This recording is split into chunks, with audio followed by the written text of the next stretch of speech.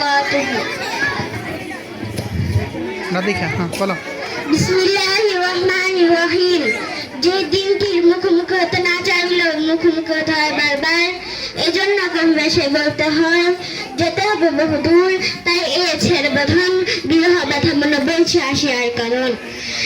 আজ ছেড়ে চল্লিশ সকল মায়া ও সুশাসন, সম্মুখে দাঁড়িয়েছি তাই বিদায়ী ভাষণ।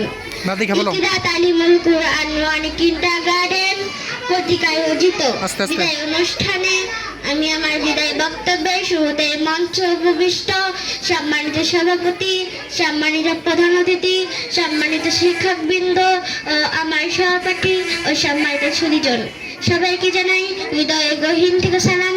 আসসালামু আলাইকুম রহমতুল্লাহ। আজকের দিনটি আমাদের জন্য বেদনাদায়ক, দুঃখ ও ভারাক্রান্ত মন নিয়ে বলতে হচ্ছে, আজ আমাদের বিদায়ের ঘন্টা বেজে গেছে।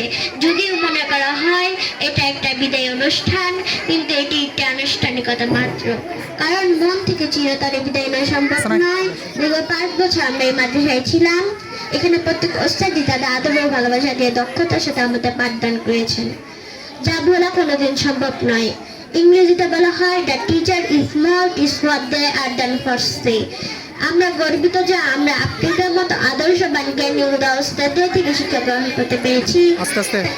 তাই পথ চলার মাঝে আমরা যদি কোনো অন্যায় করে থাকি, নিজের সন্তান মনে করে আমাদেরকে ক্ষমা করে দিবেন। সকলের সুন্দর ভবিষ্যতের জন্য দোয়া করবেন। স্নেহের ছোট ভাই ও বোনেরা, বড় বোন হিসেবে শাসনের শুনে অনেক কথা বলেছি। যদি কখনো কষ্টে থাকো, তাহলে তোমাদের কাছে ক্ষমার হাত বাড়িয়ে দিলাম। আর তোমাদের কাছে আমাদের এই মাদ্রাসার সম্মান ও গৌরব আমরা রাখছি। আজ আমরা বিদায় নিচ্ছি। আমাদের জন্য দোয়া করবেন যাতে ভবিষ্যতে শিক্ষা জীবনে আরো উন্নতি ও জাতি গঠনের ভূমিকা রাখতে পারি। আজকের এই বিদায় বেলা সকলের জন্য অন্তরে অন্তঃস্থল থেকে সর্বদা শ্রদ্ধা, সম্মান, ভালোবাসা আর দীর্ঘায়ু কামনা করে এখানে বিদায় নিচ্ছি। বিদায় আমার প্রিয় প্রতিষ্ঠান, বিদায় আমার সকল ওস্তাদজি, বিদায় আমার প্রিয় ভাই ও বোনেরা। আসসালামু আলাইকুম।